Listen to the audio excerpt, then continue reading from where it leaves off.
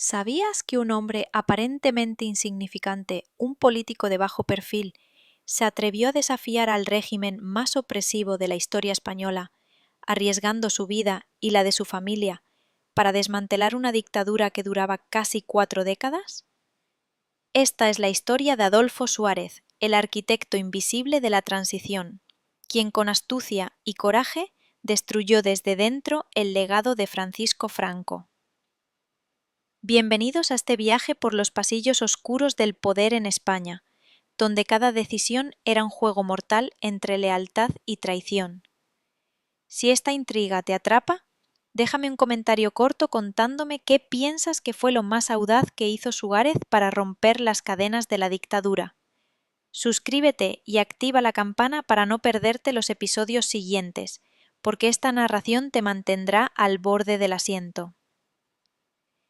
Imagina España en los años 60, un país envuelto en el manto gris de la posguerra, donde el general Francisco Franco reinaba con mano de hierro sobre una nación exhausta. Las calles de Madrid bullían de un silencio forzado, roto solo por los ecos de represiones pasadas y las promesas vacías de un régimen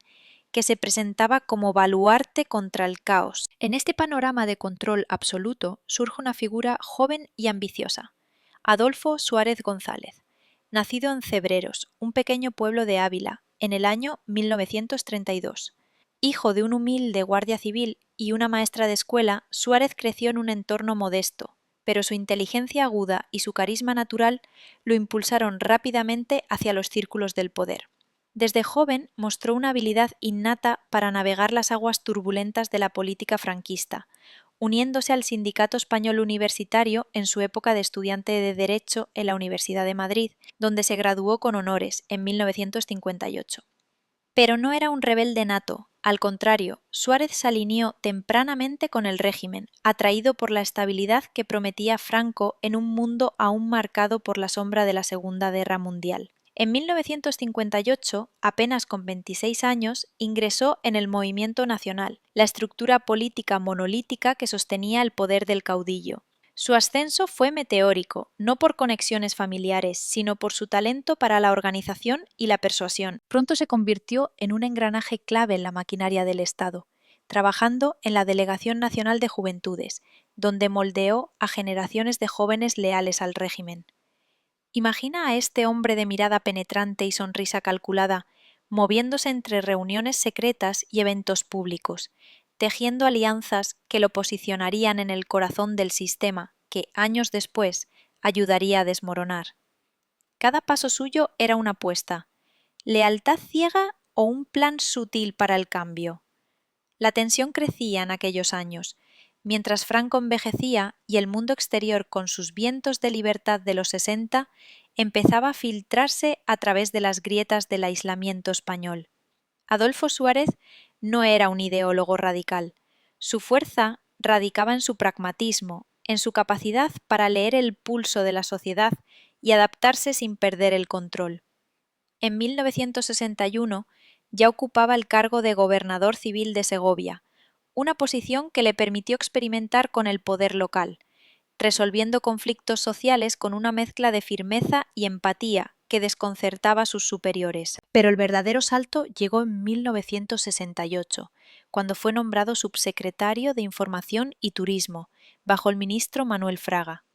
Aquí, en los pasillos del ministerio en la madrileña calle de Alcalá, Suárez comenzó a tocar los resortes de la propaganda y la censura, herramientas esenciales para mantener el régimen a flote. Franco, en su vejez, observaba con recelo cualquier atisbo de disidencia, y Suárez, con su astucia, se presentó como el ejecutor perfecto, eficiente, discreto y siempre un paso adelante de las tormentas que se avecinaban. La intriga se intensificaba en aquellos círculos cerrados, donde las lealtades se compraban con favores y se rompían con traiciones. Suárez, casado con Amparo Illana desde 1961 y padre de 5 hijos, mantenía una fachada de familia ideal, pero en privado sus conversaciones con confidentes revelaban una mente que cuestionaba el statu quo. ¿Cómo un hombre tan integrado en el sistema podía soñar con su fin? La respuesta yacía en su visión de una España moderna, no en la represión eterna, sino en una evolución controlada que evitara el derramamiento de sangre. Mientras Franco consolidaba su sucesión, nombrando a Luis Carrero Blanco como presidente del gobierno en 1973, Suárez observaba desde las sombras, acumulando experiencia en televisión y radio estatal, donde dirigía el ente público con mano experta, moldeando la narrativa oficial, pero introduciendo sutiles grietas de apertura. El asesinato de Carrero Blanco en diciembre de 1973 por ETA sacudió los cimientos del régimen y Suárez, ahora director general de Radiodifusión y Televisión, tuvo que manejar la crisis mediática con maestría. La bomba que voló en alto al coche del almirante no solo mató a un hombre, sino que expuso la fragilidad del poder franquista. En esas horas de caos, Suárez demostró su temple, calmando a la nación con transmisiones controladas que evitaron el pánico masivo. Pero detrás de esa calma, su mente bullía con posibilidades. Franco, debilitado, buscaba figuras de confianza, y Suárez, con su historial impecable, se posicionaba como el hombre del momento. La tensión era palpable. ¿Seguiría el régimen su curso inalterable o un insider como Suárez podría inclinar la balanza hacia el cambio? Esta pregunta flotaba en el aire de Madrid, mientras el caudillo agonizaba lentamente, y Suárez, en silencio, preparaba su jugada maestra. A medida que los años 70 avanzaban, la sociedad española hervía bajo la superficie. Las protestas estudiantiles, las huelgas obreras y el eco de la primavera de Praga resonaban en las mentes jóvenes. Suárez, en su rol de director de RTVE desde 1969, no era ajeno a esto. Al contrario, permitía emisiones que, aunque censuradas, insinuaban debates sobre modernización. Su amistad con figuras como Torcuato Fernández Miranda, el ideólogo del movimiento, le abría puertas a discusiones profundas sobre el futuro post-Franco. En esas tertulias nocturnas, lejos de los ojos vigilantes, Suárez absorbía ideas que desafiaban el dogma franquista, plantando semillas de duda en su propio corazón.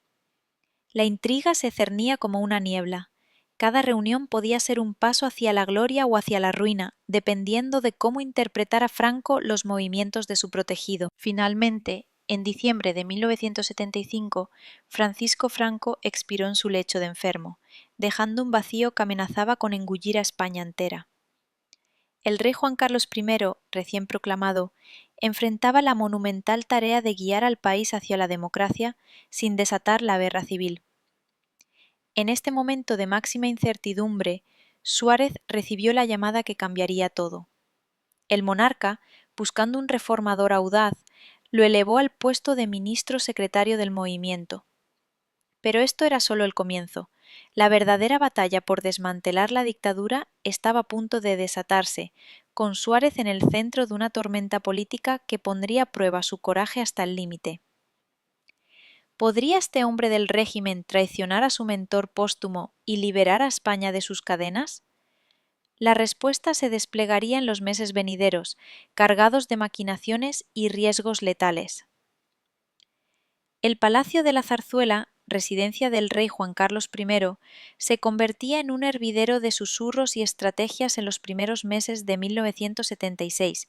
mientras España contenía el aliento ante el abismo de lo desconocido. Adolfo Suárez, recién nombrado ministro secretario del Movimiento Nacional, entraba en este sancta sanctorum del poder con una mezcla de humildad fingida y determinación férrea, sabiendo que cada palabra que pronunciara podría sellar su destino o el de la nación entera. El rey, un hombre de 38 años con la carga de un trono heredado de un dictador, buscaba en Suárez no solo un administrador leal, sino un visionario capaz de navegar por las aguas procelosas de la transición sin hundir el barco del Estado. Las paredes de mármol del palacio parecían absorber las tensiones, donde generales leales a Franco miraban con desconfianza a este político de origen humilde, que ahora ostentaba el control simbólico de la estructura que había sostenido la dictadura durante décadas. Suárez, con su traje impecable y su mirada que desarmaba sospechas, se sumergía de inmediato en las complejidades del movimiento, esa red de organizaciones que abarcaba desde sindicatos verticales hasta juventudes falangistas, todas tejidas para perpetuar el control absoluto del caudillo. Pero en lugar de reforzarlas, Suárez comenzaba a erosionarlas desde dentro, proponiendo reformas sutiles que pasaban desapercibidas para los ultras más rígidos. En reuniones interminables que se extendían hasta la madrugada, debatía con figuras como el almirante Gabriel Pita da Veiga, ministro de la Marina, sobre la necesidad de abrir ventanas al exterior, argumentando que el aislamiento solo alimentaba el descontento creciente en las calles. La intriga se palpaba en el aire cargado de humo de cigarrillos, donde cada propuesta de Suárez era un filamento de seda que debilitaba la armadura del régimen, mientras él mantenía una fachada de continuidad para no alertar a los halcones del búnker franquista. Mientras tanto, la sociedad española bullía con una energía contenida, como un volcán a punto de erupción. En las universidades de Barcelona y Madrid, estudiantes marchaban en protestas clandestinas, exigiendo libertades que el franquismo había sofocado durante generaciones. Suárez, consciente de estos vientos de cambio, utilizaba su posición para filtrar información al rey, pintando un panorama donde la inacción podía llevar a un estallido violento similar a los de mayo del 68 en Francia. En una audiencia privada con Juan Carlos, Suárez expuso con precisión quirúrgica los riesgos de la inmovilidad, el ejército dividido, la ETA acechando en las sombras y los comunistas ganando terreno en las fábricas. El monarca, impresionado por la claridad de su análisis, le confió más responsabilidades, elevándolo en julio de ese año al Ministerio de la Presidencia, un puesto que le daba control sobre la agenda legislativa y lo colocaba a un paso de la cúspide. Pero el ascenso de Suárez no estaba exento de sombras. Tribales dentro del régimen, como el teniente general Fernando de Santiago y Díaz de Mendívil, lo veían como un oportunista que jugaba con fuego. En corrillos del Congreso de los Diputados se tejían tramas para desacreditarlo, acusándolo en voz baja de ser demasiado blando con los disidentes. Suárez respondía con una diplomacia maestra, cultivando alianzas inesperadas, incluso con sectores moderados de la Iglesia católica, que bajo el arzobispo Enrique y Tarancón comenzaban a abogar por la reconciliación nacional. En su hogar familiar, en las afueras de Madrid, rodeado de su esposa Amparo y sus hijos, Suárez meditaba sobre estos peligros, sabiendo que un error podía costarle no solo su carrera, sino la seguridad de los suyos. La tensión se acumulaba como nubes de tormenta. ¿Cuánto tiempo podría mantener el equilibrio antes de que el sistema que servía se volviera contra él? La muerte de Franco había dejado un legado envenenado, con las Cortes franquistas aún dominadas por procuradores vitalicios que juraban lealtad eterna al movimiento. Suárez, en su nuevo rol, iniciaba una danza delicada, impulsando leyes que, bajo el pretexto de modernización, allanaban el camino para elecciones libres. En septiembre de 1976, durante una sesión clave, defendió ante el Consejo del Reino la necesidad de reformar el sistema electoral, argumentando que sólo una legitimación popular podría estabilizar el reino. Sus palabras, pronunciadas con un tono calmado pero cargado de urgencia, resonaban en la sala como un desafío velado al pasado. El rey, desde su asiento, observaba con atención, percibiendo en Suárez al hombre que podía ejecutar la visión de una monarquía parlamentaria sin derramar sangre. Sin embargo, las fuerzas conservadoras no se quedaban de brazos cruzados. El sector inmovilista, liderado por figuras como José María de Areilza, ministro de Asuntos Exteriores, presionaba por una transición lenta, temiendo que cualquier aceleración provocara un golpe militar. Suárez, astuto como un ajedrecista, jugaba en varios tableros a la vez. Por un lado, apaciguaba a los ultras prometiendo respeto a los principios del 25 de julio, la fecha del alzamiento. Por otro, se reunía en secreto con líderes de la oposición, como el socialista Felipe González, en pisos francos de la capital, explorando posibles pactos que aterrorizarían a sus aliados franquistas si se supieran. Estos encuentros, envueltos en un velo de secretismo, eran el corazón de la intriga. Cada conversación podía ser el hilo que tejiera la democracia o el detonante de una crisis irreversible. A medida que otoño avanzaba, la presión internacional se sumaba al cóctel. Estados Unidos, bajo el presidente Gerald Ford, y la Comunidad Económica Europea observaban con interés, condicionando su apoyo a avances democráticos. Suárez, aprovechando su experiencia en medios, orquestaba una campaña de imagen que proyectaba al rey como artífice del cambio, mientras él manejaba los hilos en la sombra. En una cena privada con el embajador estadounidense, expuso su plan maestro: disolver las Cortes antiguas y convocar elecciones en un plazo de 18 meses, un movimiento que equivalía a dinamitar los cimientos del franquismo. La respuesta fue cautelosa pero alentadora, inyectando a Suárez una dosis de confianza que necesitaba para enfrentar las tormentas internas. El clímax de este período se acercaba con la formación del primer gobierno de la monarquía, anunciado por Juan Carlos el 1 de julio de 1976. Suárez, excluido inicialmente de la lista, sintió el pinchazo de la decepción, pero su resiliencia lo impulsó a maniobrar con mayor astucia. Contactó directamente al rey, recordándole en una carta personal los riesgos de un gabinete demasiado conservador, y argumentando que solo un reformador como él podía unir a las facciones divididas. La jugada era arriesgada, un todo o nada que ponía a prueba su coraje. Días después, en un giro dramático, Juan Carlos lo designó presidente del gobierno el 29 de diciembre de 1976, un nombramiento que conmocionó a España y al mundo.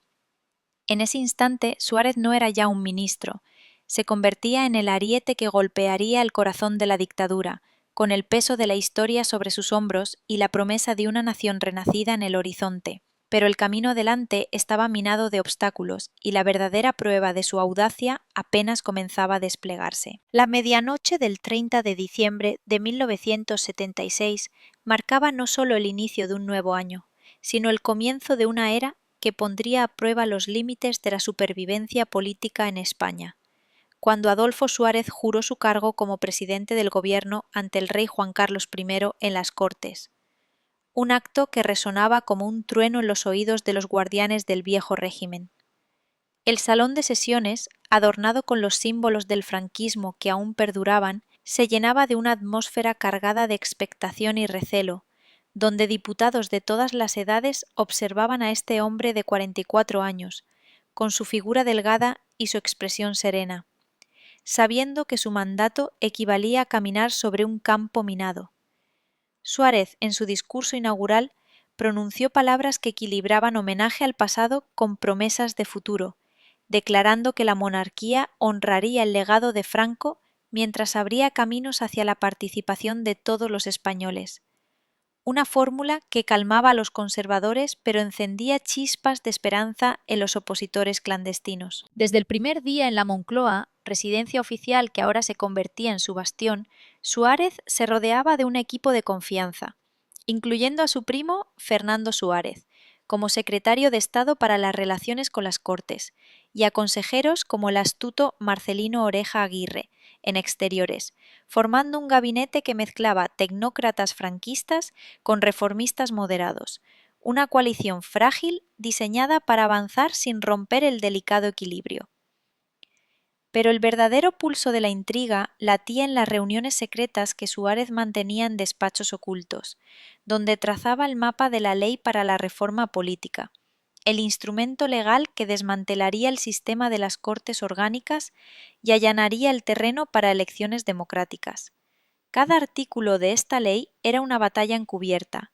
Proponer el sufragio universal significaba desafiar el principio de unipartidismo, y Suárez lo sabía, por lo que consultaba exhaustivamente con juristas como Gabriel Elorza, asegurándose de que el texto pasara al escrutinio del Tribunal de Garantías Constitucionales, sin alertar prematuramente a los ultras. La oposición, fragmentada pero vigorosa, observaba estos movimientos con una mezcla de escepticismo y urgencia. En las sombras de Madrid y Barcelona, líderes como Santiago Carrillo del Partido Comunista y Felipe González del PSOE se reunían en asambleas discretas, debatiendo si confiar en este exfranquista que ahora prometía cambio. Suárez, percibiendo su desconfianza, iniciaba una serie de contactos indirectos a través de intermediarios como el jesuita José María de Llanos, explorando la posibilidad de un pacto que incluyera a todos los sectores, incluso a los comunistas, una idea que aterrorizaba al establishment militar. En una de esas noches de invierno, en un piso nodino del barrio de Chamberí, Suárez se entrevistó por primera vez abiertamente con representantes socialistas, ofreciendo garantías de que la reforma no era un espejismo, sino un compromiso irrevocable, palabras que colgaban en el aire como una promesa suspendida sobre el abismo de la confrontación. Mientras tanto, las tensiones internas en el ejército bullían como un caldero a fuego lento. Generales como Alfonso Armada, amigo personal del rey, expresaban en privado su preocupación por la velocidad del cambio, temiendo que Suárez estuviera vendiendo el alma del régimen por un puñado de votos. En el cuartel general del ejército se filtraban rumores de complots, y Suárez, informado por sus servicios de inteligencia, respondía con una vigilancia sutil, promoviendo oficiales leales a la corona como el capitán general de la Guardia Civil, Ramón Díaz Guillermo, para contrarrestar cualquier movimiento golpista incipiente. La intriga alcanzaba su punto álgido cuando, en febrero de 1977, Suárez presentó el anteproyecto de la Ley de Reforma ante el Consejo de Ministros, un documento que proponía la disolución de las Cortes actuales y la convocatoria de elecciones en junio, un plazo que equivalía a un ultimátum para los inmovilistas. El debate en las Cortes se convertía en un espectáculo de alta tensión, donde procuradores franquistas como Blas Piñar, líder de Fuerza Nueva, lanzaban ataques furibundos contra la propuesta, acusándola de traicionar los fundamentos del 25 de julio. Suárez, desde la tribuna, defendía su visión con una elocuencia que desarmaba críticas, argumentando que la reforma no destruía el pasado, sino que lo adaptaba a los tiempos modernos, salvando así la esencia de España de la obsolescencia. Pero detrás de las cámaras negociaba con voto a voto, convenciendo a dudosos mediante promesas de amnistía parcial y garantías para los jubilados del régimen, una labor hercúlea que lo mantenía despierto hasta el amanecer. Su esposa Amparo, testigo silenciosa de estas batallas, le recordaba en momentos de fatiga la importancia de preservar la familia como ancla en la tormenta, un recordatorio que Suárez atesoraba en medio del caos. La presión no venía solo de dentro. En marzo, manifestaciones masivas en las principales ciudades exigían libertades inmediatas, y la ETA respondía con atentados que sembraban miedo, como el asesinato de varios policías en el País Vasco, recordatorios sangrientos de que la transición podía descarrilar en cualquier momento. Suárez, en respuesta, impulsaba una amnistía limitada para presos políticos, un gesto que apaciguaba a la izquierda sin enajenar del todo a la derecha, pero que generaba fisuras en su propio partido, el UCD, aún en formación. En una reunión tensa con el rey expuso los riesgos. Si la ley fallaba, el país podía caer en el caos, pero si pasaba, España daría un salto irreversible hacia la democracia. Juan Carlos, con su habitual pragmatismo, le dio su respaldo inquebrantable, un aval que Suárez utilizaba como escudo en las refriegas parlamentarias. El referéndum sobre la Ley de Reforma, convocado para el 15 de diciembre de 1976, se perfilaba como el primer gran test de popularidad. Suárez orquestaba una campaña mediática magistral, utilizando la televisión estatal para transmitir mensajes de unidad, mientras reprimía sutilmente la propaganda contraria sin recurrir a la censura abierta. El día de la votación, España se paralizaba en una espera ansiosa, y cuando los resultados revelaron un 94% de aprobación entre los votantes, Suárez exhaló un suspiro de alivio en su despacho, sabiendo que este triunfo no era el fin, sino el detonante de resistencias más feroces. Los ultras, humillados, comenzaban a conspirar en salones privados, y el ejército murmuraba sobre la necesidad de intervención. Con la ley aprobada y las Cortes disueltas en junio de 1977, Suárez se lanzaba a la carrera electoral, fundando la Unión de Centro Democrático, como una plataforma centrista que atraía a reformistas de todos los espectros, desde exfranquistas moderados hasta democristianos. La campaña era un torbellino de mítines y debates, donde Suárez, con su carisma televisivo, se presentaba como el hombre del consenso, prometiendo una España reconciliada. Pero en las sombras, amenazas anónimas llegaban a su puerta, y la ETA intensificaba sus acciones, recordándole que el precio de la libertad era alto. En una noche de insomnio, Suárez reflexionaba sobre el camino recorrido, de servidor del régimen a su sepulturero, un viaje que lo había transformado en un líder forjado en el fuego de la adversidad. Las elecciones del 15 de junio de 1977 se acercaban como un huracán, con Suárez en el centro, sabiendo que una victoria no solo legitimaría su gobierno, sino que enterraría definitivamente las cenizas de la dictadura. La nación entera contenía el aliento, mientras él tejía los últimos hilos de su red de alianzas, consciente de que el siguiente paso podría ser el más peligroso de todos. El sol del 15 de junio de 1977 se elevaba sobre España como un veredicto inminente, mientras millones de ciudadanos se dirigían a las urnas en las primeras elecciones libres en 4 décadas, un evento que Adolfo Suárez había orquestado con la precisión de un relojero, sabiendo que cada voto podía ser el clavo en el ataúd de la dictadura o la chispa que reavivara sus llamas agonizantes. En las calles de Madrid, Barcelona y Sevilla, colas interminables se formaban ante los colegios electorales, un espectáculo de normalidad democrática que contrastaba con los recuerdos frescos de represión y censura, y Suárez, desde la Moncloa, seguía los conteos preliminares con el corazón latiéndole a un ritmo acelerado, flanqueado por asesores que murmuraban actualizaciones nerviosas. Su unión de centro democrático, esa amalgama de fuerzas moderadas que él había forjado en meses de negociaciones febriles, se presentaba como el puente entre el pasado y el futuro, atrayendo a votantes cansados de extremismos, pero la incertidumbre lo carcomía. ¿Aceptarían los españoles a un exfranquista como arquitecto de su libertad? La noche electoral se convertía en una vigilia colectiva, con Suárez paseando por los jardines de la residencia presidencial, fumando un cigarrillo tras otro, mientras las emisoras de radio anunciaban resultados parciales que lo favorecían. Cuando los números finales se confirmaron al amanecer, UCD emergía como la fuerza más votada, con 152 escaños, un triunfo que no era mayoritario, pero que le permitía formar gobierno con apoyos puntuales. Un mandato frágil que reflejaba la división de una nación en sanación. Suárez, exhausto pero exultante, pronunció un discurso televisado desde el balcón de la Moncloa, hablando de reconciliación y unidad, palabras que calaban hondo en un pueblo que por primera vez sentía el pulso de la soberanía popular. Pero en privado, con su familia reunida en la intimidad del salón, confesaba Amparo las sombras que acechaban. El ejército, aún impregnado de lealtades franquistas, observaba con ojos entrecerrados,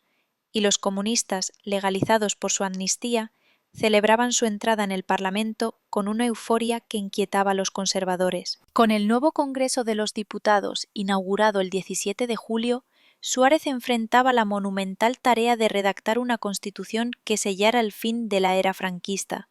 un documento que debía contentar a monárquicos, republicanos, socialistas y hasta los nacionalistas vascos y catalanes, una cuadratura del círculo que lo obligaba a tejer pactos en salones ahogados en humo y discusiones acaloradas. Nombró una ponencia mixta, presidida por el jurista Gabriel Cisneros, y con participación de luminarias como Miguel Herrero y Rodríguez de Miñón, pero él intervenía personalmente en las sesiones clave, moderando debates que a menudo rozaban el borde de la ruptura.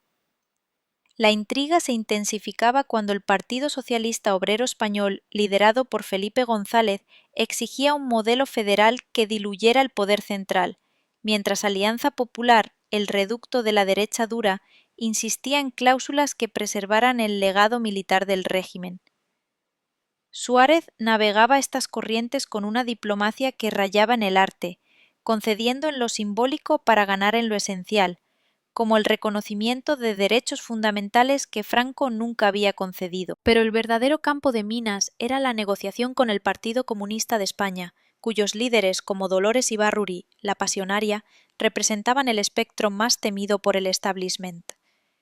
En septiembre de 1977, Suárez se reunió en secreto con Santiago Carrillo en un chalet discreto en las afueras de Madrid, un encuentro que si se filtraba podría desatar una revuelta castrense. Allí, bajo la luz tenue de una lámpara, Suárez ofreció garantías de neutralidad política para el ejército a cambio de apoyo comunista a la Constitución, un trueque que Carrillo aceptó con recelo, sabiendo que ambos jugaban con fuego. Estas charlas, envueltas en un manto de confidencialidad absoluta, eran el núcleo de la tensión, un paso en falso, y la transición podía colapsar en violencia, recordando las purgas de los años 30 que aún traumatizaban a generaciones. Mientras el texto constitucional tomaba forma, las amenazas externas se materializaban con crudeza. La ETA, fortalecida por la legalización de partidos, respondía con una oleada de atentados, culminando en el asesinato del presidente del Consejo de Estado, Antonio María de Oriol y Urquijo, en enero de 1977, un crimen que sacudió al gobierno y obligó a Suárez a decretar un estado de excepción en Guipúzcoa, una medida controvertida que salvaba la cara ante los militares, pero alienaba a la izquierda vasca. En su despacho, rodeado de informes de inteligencia, Suárez meditaba sobre el dilema. Endurecer la mano podía radicalizar a los terroristas, pero la blandura invitaba a más sangre. Optó por una vía media, impulsando diálogos con el Partido Nacionalista Vasco para desarmar la violencia con política, un enfoque que mostraba su creencia en que la democracia se construía no con balas, sino con palabras. La aprobación del borrador constitucional por el Congreso en octubre de 1978 se celebraba con cautela, ya que Suárez sabía que el Senado, aun con ecos franquistas, podía bloquearlo. Viajó personalmente a sesiones en Barcelona, donde el ambiente catalán bullía de demandas autonómicas, convenciendo a senadores reticentes con promesas de descentralización que no desmembraran la unidad nacional.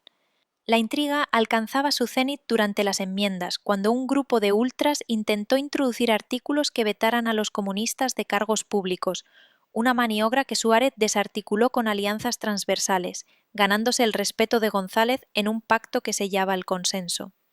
Pero el costo personal era alto. Suárez, aquejado de insomnio crónico, veía cómo su salud se resquebrajaba bajo el peso de las 24 horas de vigilia, sostenido solo por la visión de una España libre. El referéndum del 6 de diciembre de 1978 se perfilaba como el juicio final, con Suárez liderando una campaña nacional que recorría pueblos y ciudades, explicando artículo por artículo el texto que abolía los tribunales de orden público y consagraba la igualdad de género, reformas que Franco habría considerado herejía. En plazas abarrotadas, su voz resonaba con pasión contenida, apelando al orgullo español para que abrazaran este nuevo pacto social. Cuando el 90% de los votantes dijo sí, Suárez lloró en privado por primera vez, un desahogo que marcaba el cierre de un capítulo sangriento. Pero la euforia duraba poco. Ahora, con la Constitución en vigor, enfrentaba la legalización de banderas regionales y el desafío de las autonomías, temas que reavivaban tensiones nacionalistas en Cataluña y el País Vasco. En la sombra, sin embargo, conspiraciones militares gestaban. Coronel Antonio Tejero, un oficial ultraderechista, murmuraba en barracones sobre la necesidad de restaurar el orden, y Suárez, alertado por el CSID, reforzaba su guardia personal mientras planeaba reformas en las Fuerzas Armadas para integrarlas en la democracia. Su gobierno, ahora con mayoría absoluta tras las elecciones de 1979, impulsaba leyes de divorcio y aborto que escandalizaban a la Iglesia, aliada histórica del régimen, profundizando las fisuras. En una cena con el cardenal Vicente Enrique y Tarancón, Suárez defendía su agenda como evolución natural, ganando un apoyo tibio que calmaba a los fieles. A medida que 1980 avanzaba, la crisis económica heredada del franquismo, con inflación galopante y desempleo rampante, erosionaba su popularidad, y Suárez contemplaba la disolución de UCD en facciones rivales. Pero su legado como destructor de la dictadura ya era indiscutible. Había guiado a España de las tinieblas a la luz, sin una gota de sangre en las calles principales. Sin embargo, las tormentas no cesaban. Un intento de golpe se cernía en el horizonte, y Suárez, con ojos cansados pero resueltos, se preparaba para la batalla final que probaría si su obra maestra perduraría o se desmoronaría bajo el peso de los nostálgicos. El Palacio de la Moncloa, que había sido testigo de las maquinaciones sutiles de los primeros años de la transición, se transformaba ahora en un fortín bajo asedio, invisible a medida que 1980 se acercaba a su fin, con Adolfo Suárez enfrentando no solo las grietas internas de su propio partido, sino las sombras alargadas de un pasado que se negaba a extinguirse por completo. La Unión de Centro Democrático, esa coalición que había sido el pegamento de la reforma, comenzaba a deshacerse en hilos sueltos, con líderes como Agustín Rodríguez Sagún presionando por un giro más conservador que contrastaba con la agenda progresista de Suárez, quien insistía en profundizar las libertades recién conquistadas mediante leyes que legalizaban el divorcio en septiembre de 1981 y sentaban las bases para una educación laica que desafiaba los dogmas eclesiásticos arraigados durante el franquismo.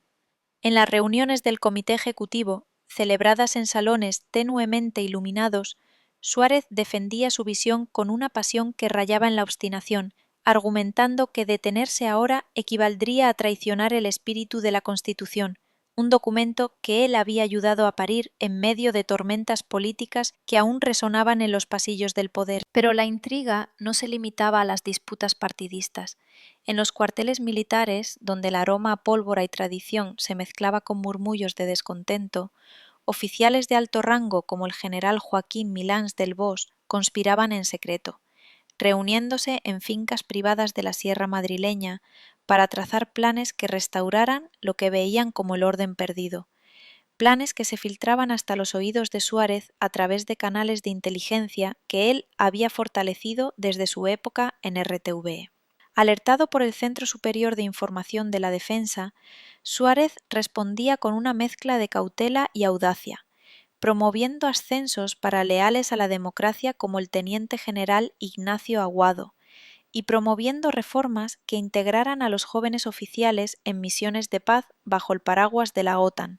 una adhesión que España lograría en 1982, pero que ya se gestaba en estos años de fragilidad. Cada decisión suya era un cálculo preciso, equilibrando la necesidad de apaciguar al ejército con el imperativo de avanzar hacia una España europea, una nación que se despojara de las cadenas del aislamiento franquista sin provocar una reacción en cadena de violencia.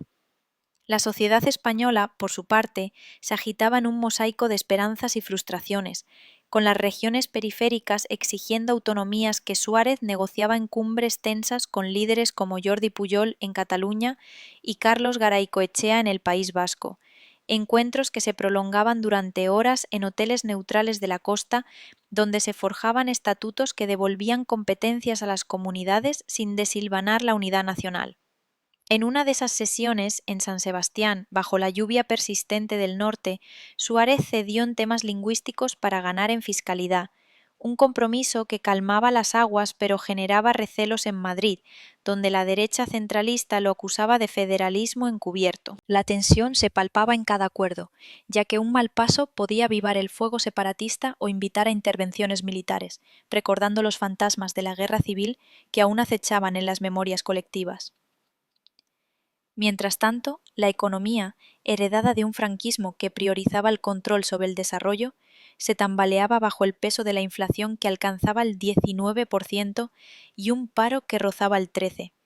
cifras que Suárez combatía con planes de austeridad impulsados por su ministro de Economía, Alberto Aja,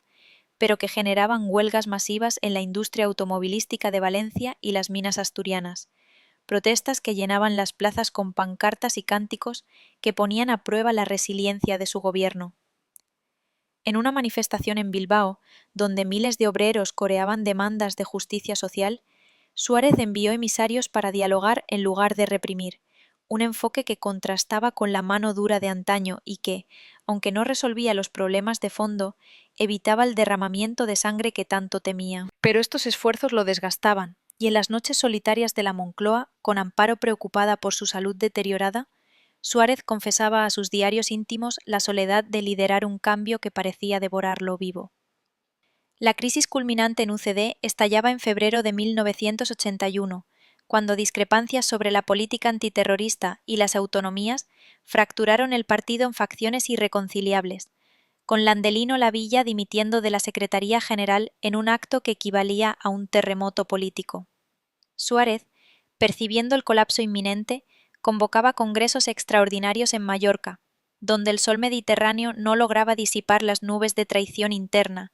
y él maniobraba para mantener el control, aliándose con jóvenes reformistas como Óscar Alzaga contra los varones regionales que olían la debilidad. La intriga se enredaba cuando filtraciones a la prensa, orquestadas por rivales, pintaban a Suárez como un dictador en miniatura, acusándolo de acumular poder en la Moncloa a expensas del Parlamento, una narrativa que él contrarrestaba con apariciones televisivas donde explicaba su hoja de ruta con transparencia calculada, ganándose el apoyo de una opinión pública que aún recordaba sus hazañas en la transición.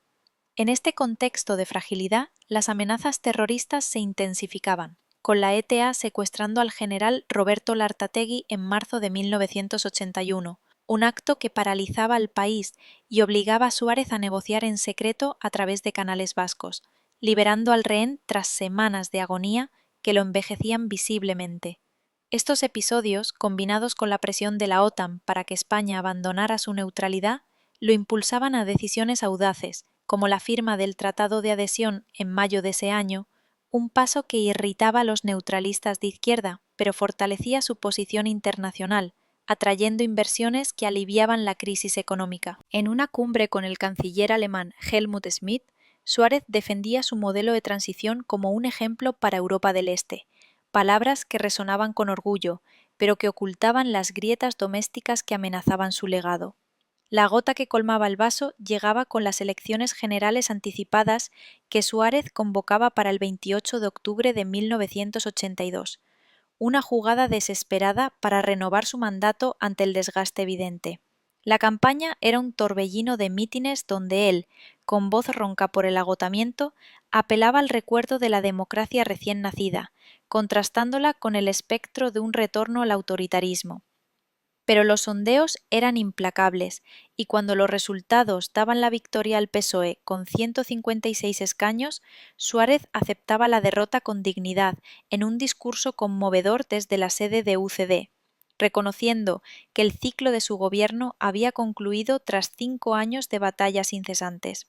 En ese momento de transición personal, reflexionaba sobre cómo había desmantelado la dictadura no con violencia, sino con persistencia y consenso, un logro que la historia grabaría en letras doradas. Sin embargo, el retiro no era pacífico. En las semanas siguientes, mientras Felipe González preparaba su investidura, Suárez recibía informes de un complot militar inminente, liderado por figuras como el capitán general de Valencia, que veían en el cambio de gobierno la oportunidad para un golpe restaurador.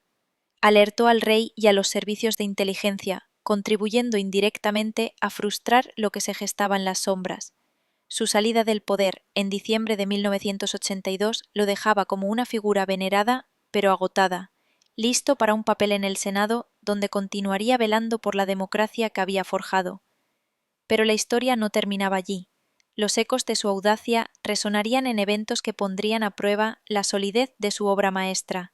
recordándonos que destruir una dictadura era solo el principio de una lucha eterna por la libertad. Aunque Adolfo Suárez había dejado la presidencia del gobierno en diciembre de 1982, su sombra se proyectaba larga sobre los eventos que se avecinaban, como un guardián invisible de la democracia que él mismo había parido con tanto esfuerzo. Y es que los vientos de descontento que azotaban a España no se habían calmado con el cambio de gobierno al PSOE de Felipe González, sino que, al contrario, avivaban las brasas de un franquismo latente que buscaba resurgir en las grietas de la inestabilidad económica y social. Desde su nuevo escaño en el Senado, Suárez observaba con preocupación creciente cómo el nuevo Ejecutivo enfrentaba huelgas generalizadas y tensiones autonómicas, situaciones que recordaban los días turbulentos de la transición, pero que ahora, sin su mano firme al timón, amenazaban con desbordarse en caos. En reuniones discretas con antiguos aliados como el rey Juan Carlos, compartía análisis profundos sobre los riesgos de radicalización en el ejército, advirtiendo que los oficiales nostálgicos del régimen, humillados por la legalización de partidos de izquierda y las reformas sociales, tramaban en silencio para revertir el reloj de la historia, un peligro que él había contenido durante sus años en el poder mediante una mezcla de concesiones y vigilancia implacable. La intriga se cocía a fuego lento en los altos mandos militares durante los primeros meses de 1981, mucho antes de que Suárez abandonara la Moncloa, cuando rumores de un golpe de Estado comenzaban a filtrarse desde los despachos del CSID hasta las oficinas del gobierno, alertando a un Suárez que, aún en el apogeo de su mandato, respondía con una estrategia de contención que involucraba la rotación de mandos en regiones sensibles como Andalucía y Cataluña, promoviendo a generales moderados como Pedro Gargol en el puesto de jefe del Estado Mayor del Ejército para diluir las influencias ultraconservadoras. Pero estos movimientos, aunque calculados, no acallaban las conspiraciones que se gestaban en fincas apartadas de la Castilla rural, donde figuras como el teniente general Alfonso Armada y Comín, un amigo cercano del monarca con acceso privilegiado a la zarzuela, reunía a un núcleo de oficiales descontentos en tertulias que disfrazaban de cacerías, discutiendo la necesidad de una intervención quirúrgica para restaurar el orden ante lo que percibían como una deriva izquierdista en el país. Suárez, informado por sus redes de inteligencia que había cultivado desde su época en el Ministerio de Información, optaba por no confrontar directamente estas tramas,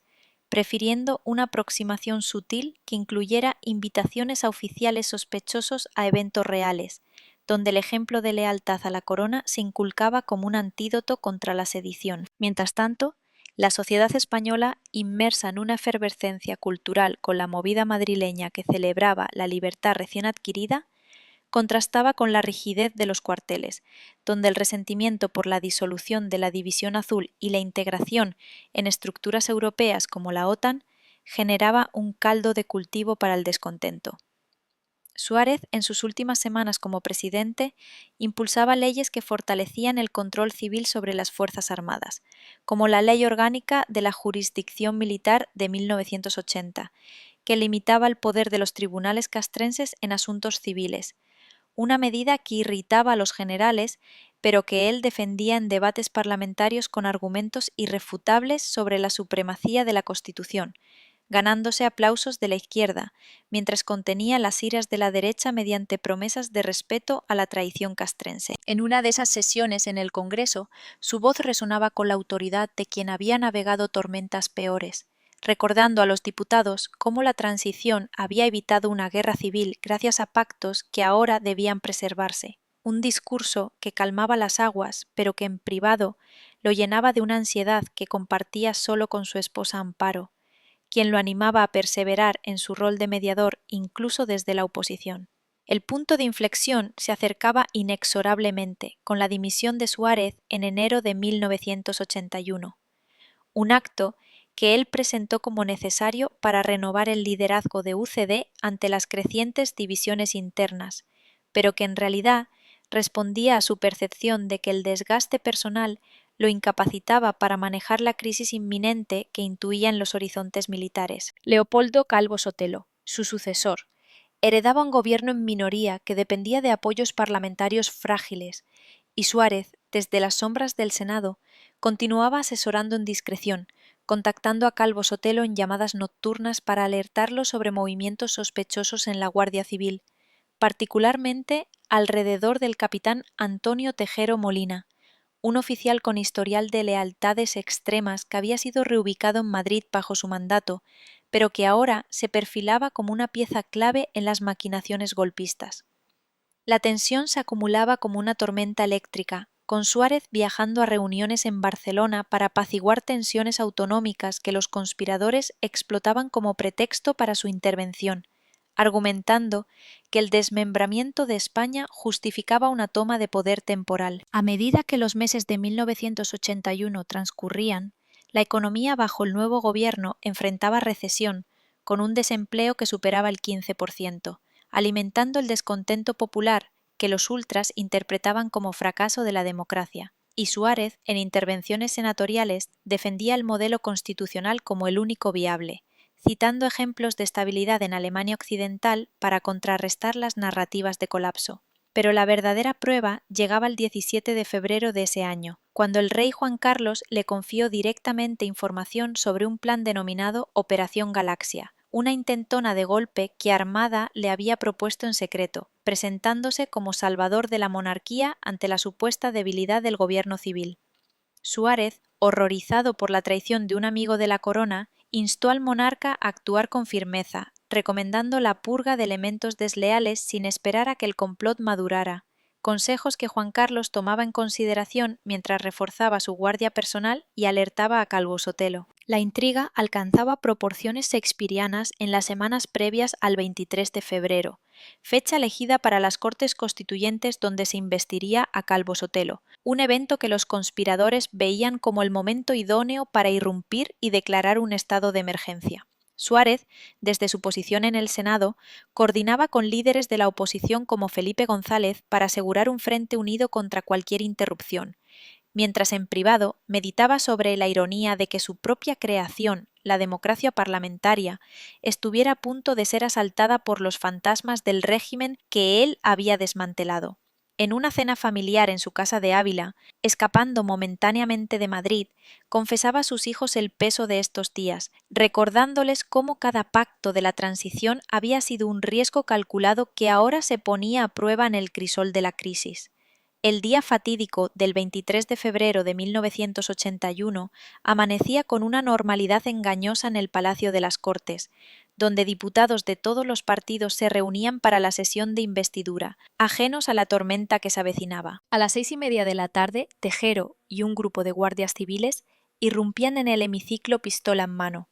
gritando consignas de orden y deteniendo a los presentes en un acto que paralizaba a la nación frente a las pantallas de televisión. Suárez, que se encontraba en una reunión cercana en Madrid,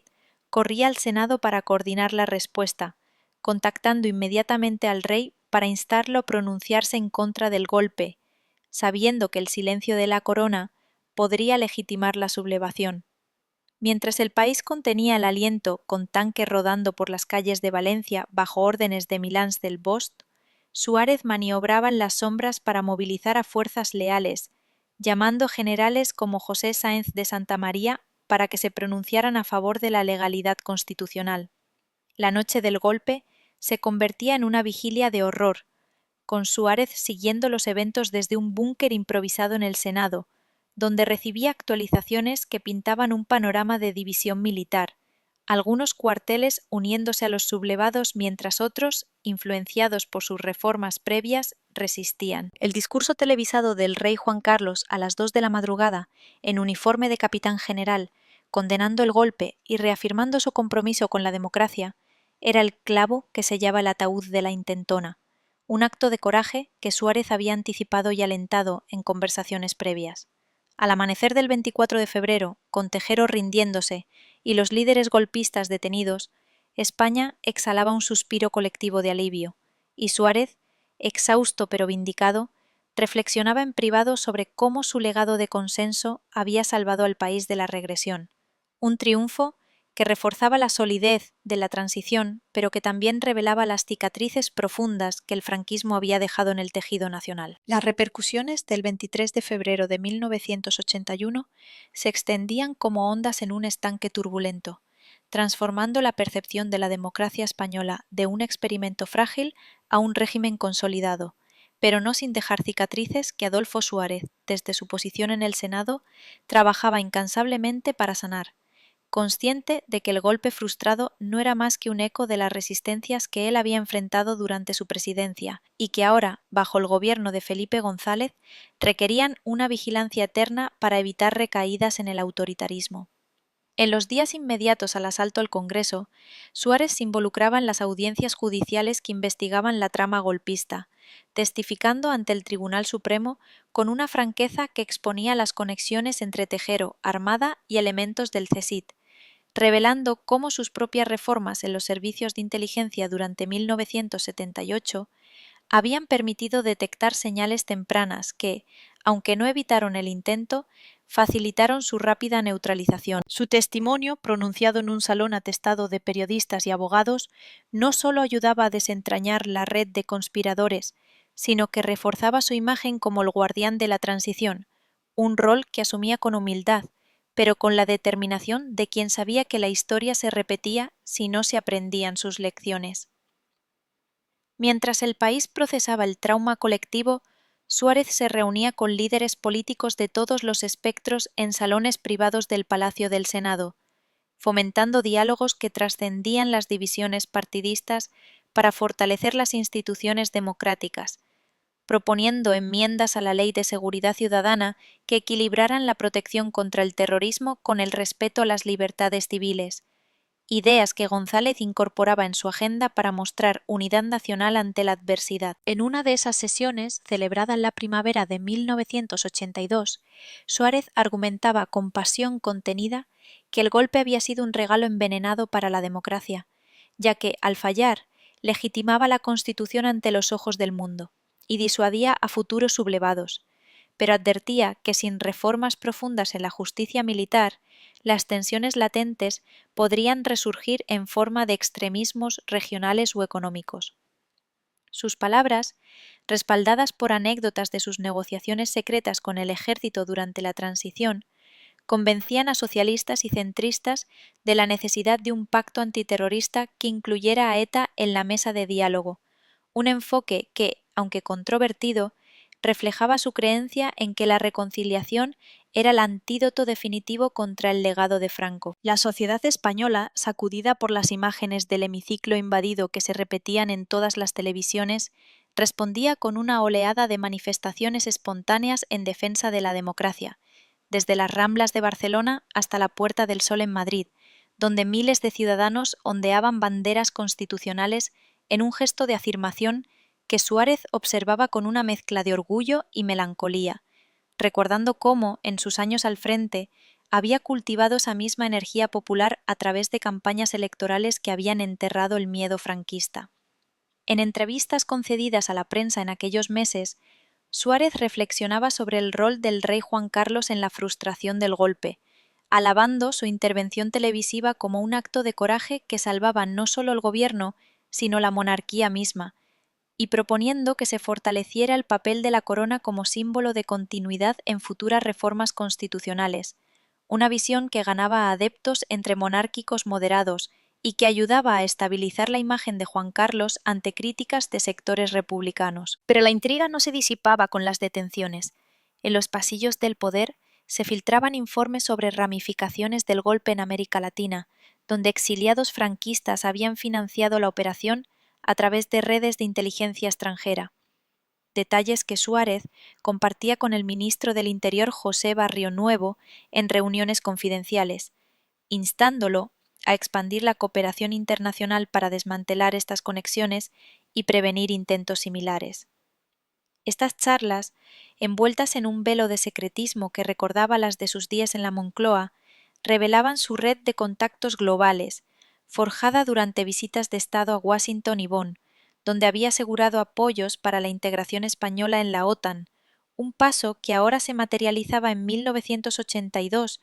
y que servía como barrera contra influencias autoritarias externas. En una cumbre de la Alianza Atlántica en Bruselas, Suárez, como senador influyente, intervenía en debates sobre seguridad mediterránea, argumentando que la estabilidad de España era clave para Europa, y su presencia allanaba el camino para la adhesión plena, un triunfo que consolidaba su legado como puente entre el aislamiento franquista y la modernidad europea.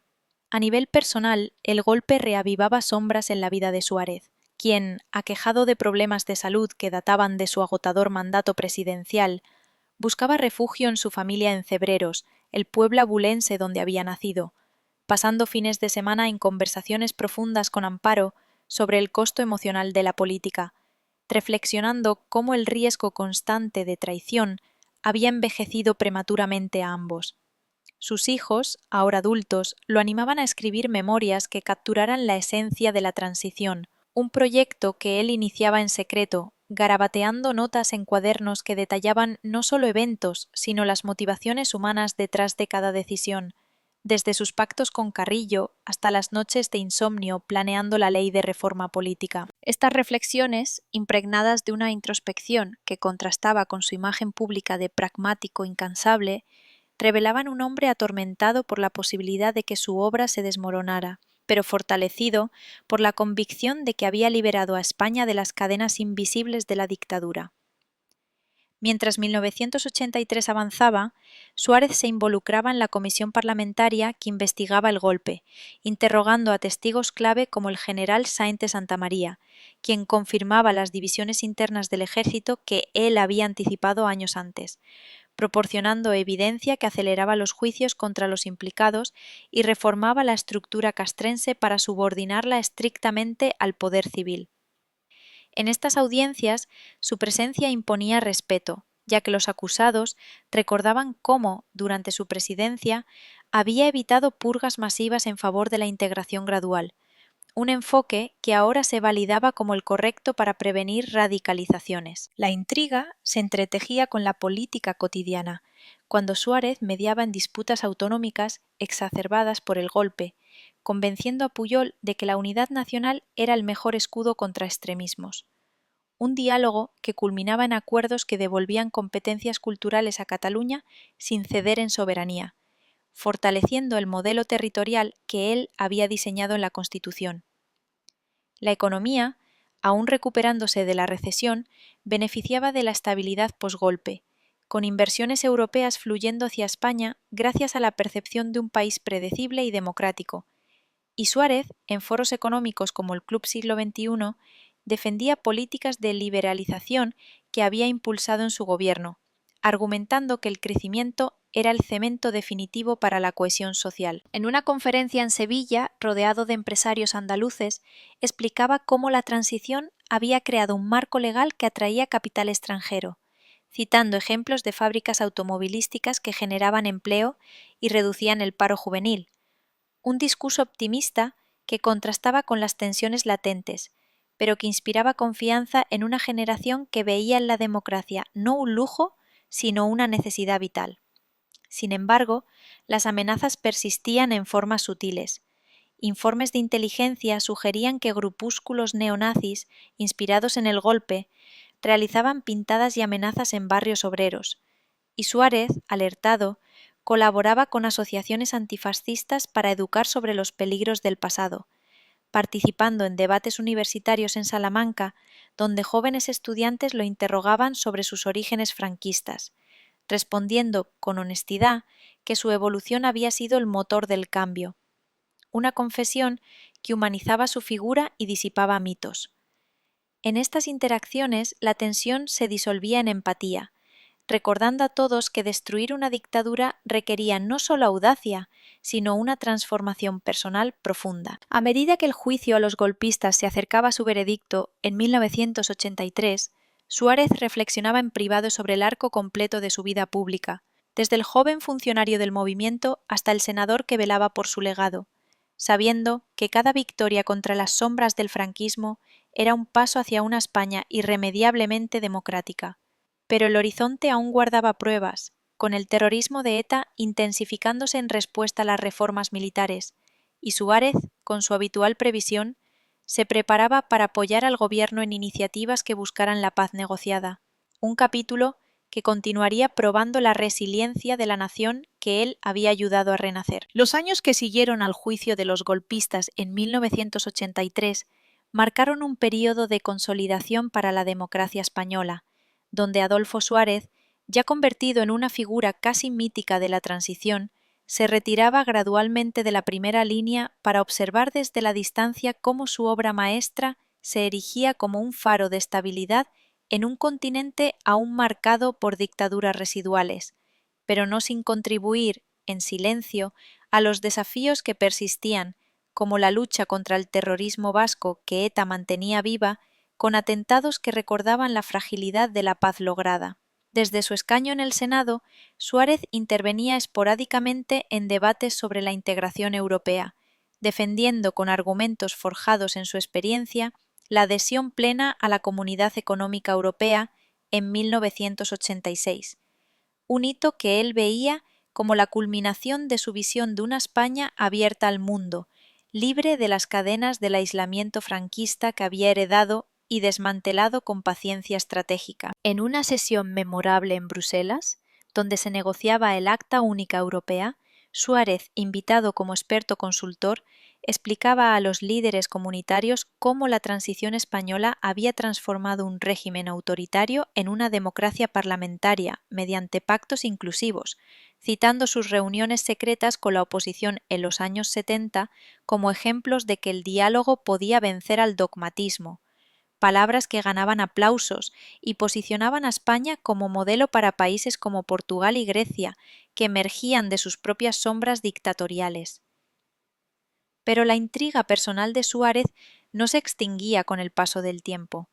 en 1984, cuando su partido UCD se disolvía en el olvido político tras la hegemonía socialista, él fundaba el Partido Demócrata Popular, una iniciativa efímera que buscaba unir a los centristas desorientados, pero que reflejaba su incapacidad para permanecer al margen, impulsado por la convicción de que la democracia requería guardianes constantes contra los extremos que Franco había cultivado. En mítines discretos en Ávila y Madrid, Suárez reunía a seguidores con discursos que evocaban los días de la ley para la reforma política, recordando cómo había convencido a las Cortes franquistas de autodisolverse, un acto de audacia que ahora servía de lección para una nueva generación enfrentada a la corrupción rampante y las tensiones económicas de los 80. Sin embargo, la salud de Amparo, su esposa de toda la vida, comenzaba a flaquear en aquellos años, un golpe personal que lo obligaba a equilibrar sus compromisos políticos con el cuidado familiar,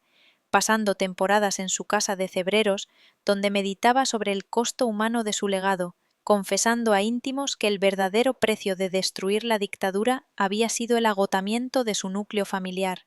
un sacrificio que lo humanizaba ante ojos que lo veían solo como el arquitecto infalible de la libertad. La tensión culminante en la vida pública de Suárez resurgía en 1987, cuando tras un breve retiro regresaba al Congreso como diputado por el Centro Democrático y Social, un movimiento que sorprendía a analistas y revitalizaba el centro político en un momento de polarización entre el PSOE de González y la derecha emergente de Manuel Fraga. En el hemiciclo, su presencia imponía un respeto silencioso y en debates sobre la reforma del sistema electoral defendía con elocuencia la proporcionalidad que había diseñado en la Constitución para evitar mayorías absolutas que recordaran el unipartidismo franquista, argumentando que solo el consenso perpetuo podía prevenir regresiones autoritarias.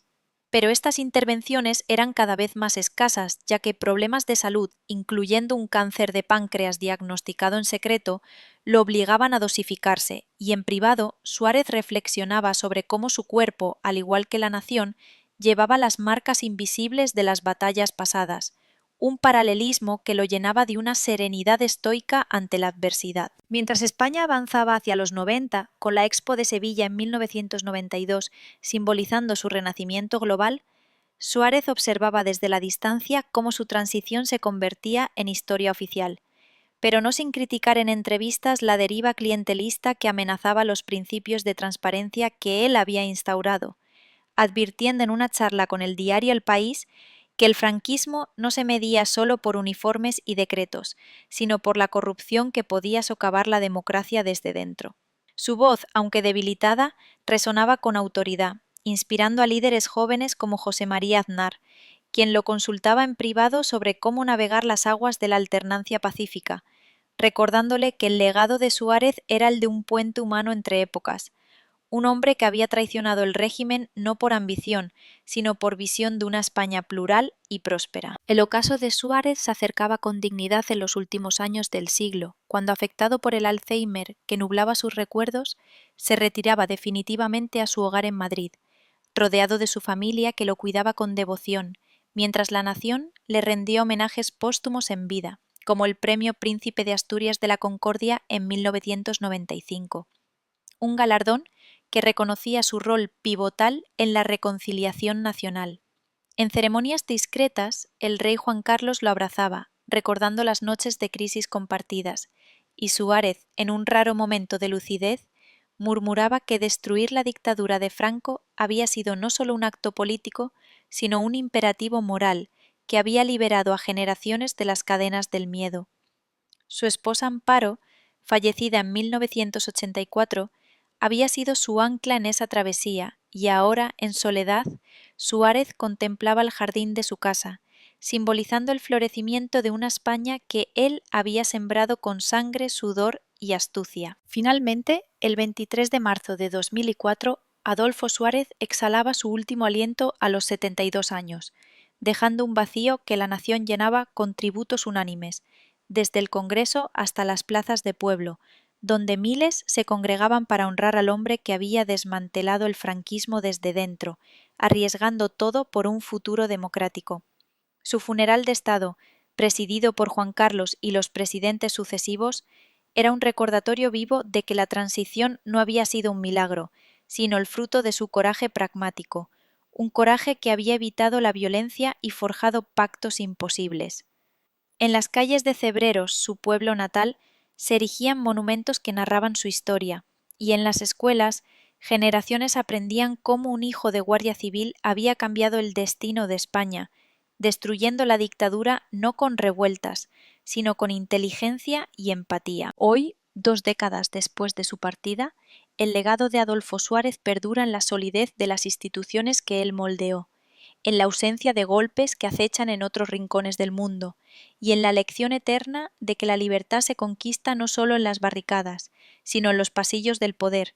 donde cada decisión es un hilo en el tapiz de la historia. Suárez no fue un héroe de capa y espada, sino un arquitecto sutil que desarmó el régimen de Franco piedra a piedra, dejando a España como un ejemplo de resiliencia y reconciliación. Si esta narración te ha transportado a los momentos de tensión y triunfo que definieron una era, reflexiona sobre cómo líderes como él nos enseñan que el cambio verdadero nace de la audacia contenida y el compromiso inquebrantable con el bien común. Gracias por acompañarme en este viaje. La historia de Suárez nos recuerda que, incluso en las sombras más densas, la luz de la democracia siempre encuentra su camino.